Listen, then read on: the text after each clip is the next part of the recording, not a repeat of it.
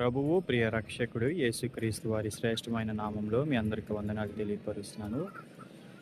ఈ వీడియో ద్వారా మీ ముందుకు రావడానికి దేవుడు ఇచ్చిన అవకాశాన్ని బట్టి దేవుని నామాన్ని ఎంతో స్తుతిస్తున్నాను. ఈ వీడియోలో ఒక విషయాన్ని మీతో పంచుకోవాలని అనుకుంటున్నాను. ఏంటనంటే బైబిల్లో ఒక సంభవం ఉంది. ఆ సంభవం మనం అబ్జర్వ్ చేస్తే యేసుక్రీస్తు వారు పడవలో ప్రయాణం చేస్తూ ఉంటారు. సముద్రం మీద ఈ దరి నుండి ఆ దరికి ప్రయాణం చేస్తూ ఉంటాడు. సముద్రం మీద ఈ దారి నుండి ఆ దారికి ప్రయాణం చేయడానికి గల కారణం దేవుడు పెట్టిన సేవ భారం మీద. ఆయనతో పాటు శిష్యులు కూడా ప్రయాణం చేస్తున్నారు. అయితే ఒక్కసారిగా సముద్రం మీద అలలు, తర్వాత సముద్రం పోటెత్తడం, సముద్రం మీద అలజడి సృష్టి వస్తుంది. వెంటనే శిష్యులు భయపడిపోతూ ఉంటారు. అయితే యేసుక్రీస్తు వారు ఆ ప్రయాణంలో నిద్రపోతూ ఉంటారు ఆ ఓడలో. అప్పుడు వాళ్ళకి భయపడిపోయి ఆయన లేపుతారు.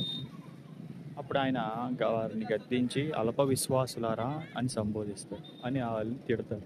తిట్టి సముద్రాన్ని ఆయన ఏం చేస్తాడనంటే నిమ్మలం చేస్తాడు. ప్రియ దేవుని బిడ్డలారా, వాక్యం చెప్తుంది ఇజ్రాయేలులను కాపాడువాడు కునుకడు నిద్రపోడు అని.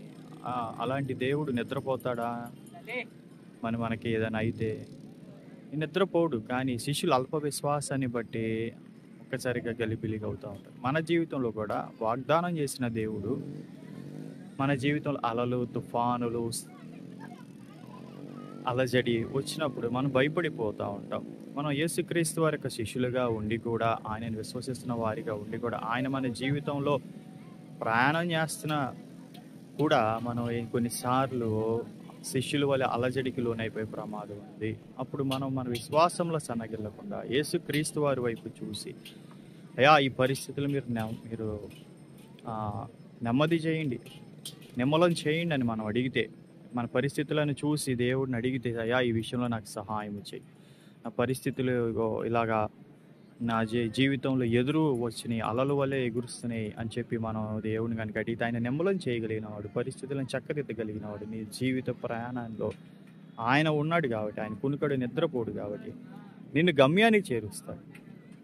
నువ్వు భయపడవలసిన పని లేదు. అయితే ఏదింటి నువ్వు జస్ట్ యేసుక్రీస్తు వారి వైపు చూడటమే నీ పని, ఆయనను అడగటమే నీ పని. అప్పుడు దేవుడు మీకు సహాయము చేయగలడు. దేవుడి వాక్యాన్ని మన వినికిడిలో దీవించిన గాక. ఆమేన్.